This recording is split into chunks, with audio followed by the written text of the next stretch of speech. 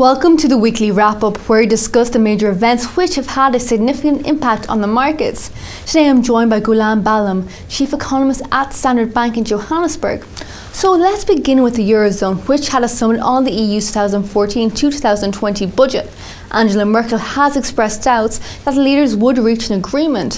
What are your thoughts on this, and do you expect another summit to be held early next year? It's necessary to recognize that from a year ago, there's been an enormous amount of very constructive political progress in arresting Europe's condition. Of course, sometimes some of the meetings have been halting and have not progressed.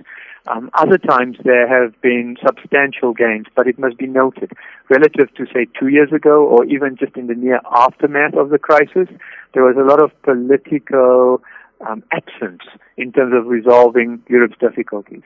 I don't think that the Europeans will be able to easily meet minds on the budget challenges, and it could very likely be forced so as to kick it further down the road in terms of reaching conclusion. Of course, the United Kingdom is particularly difficult in terms of reconciling its agenda with that of the Europeans, and especially Germany.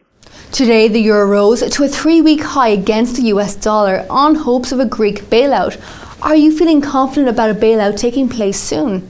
There has already been a significant amount of European outreach to Greece, and I anticipate that this will continue. I think there's a very realistic expectation that 50 years into this European Union experiment, even if there is rollback of one relatively small nation, it can compromise the entire European agenda. So my sense is that the Greeks will get a rescue approach in total, and we should see this happen in the near term. On Tuesday, the Bank of Japan decided to hold off on quantitative easing due to economic uncertainty. Japanese elections take place on the 16th of December. Frontrunner Shinzo Abe said he would consider loosening some of Japan's fiscal discipline policies if he is elected. How do you think the markets reacted to the Bank of Japan's announcement on Tuesday, and what are you expecting from Japan's elections? Japan is a fragile economy for a variety of reasons, but principally it has a negative demographic bias. In other words, it has a shrinking workforce. And of course, Japan is renowned for its extraordinarily high level of indebtedness.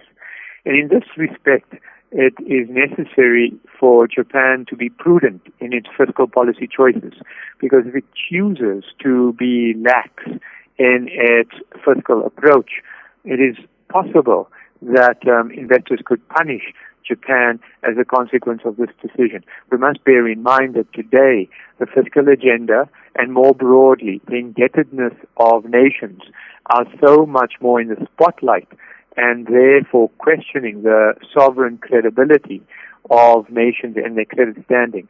So I think, of course, we've seen in the past that politics can certainly imperil prosperity, and the fact that Japan is going into elections makes it a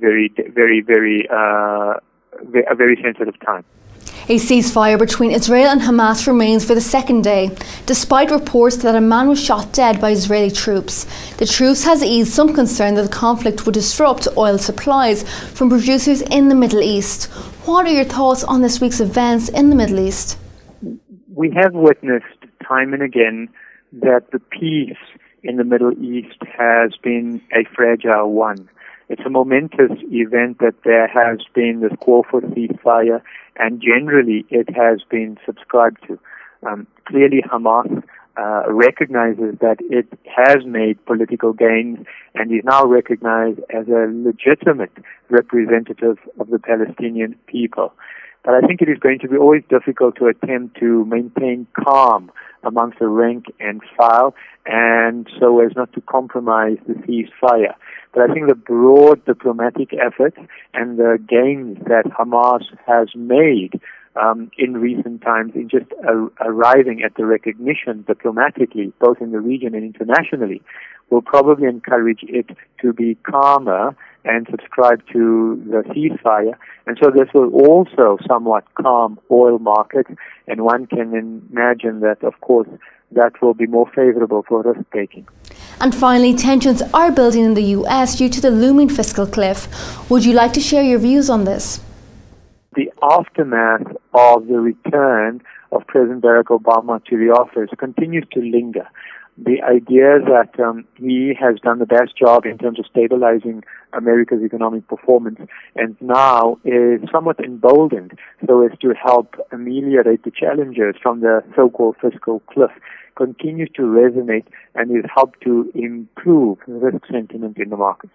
Well, that is a wrap-up of this week's events. Don't forget to tune in to Dukascopy TV next week, as the TV team will be delivering you with all the latest forex and economic news. But for now, here are some of the best quotes from our experts this week.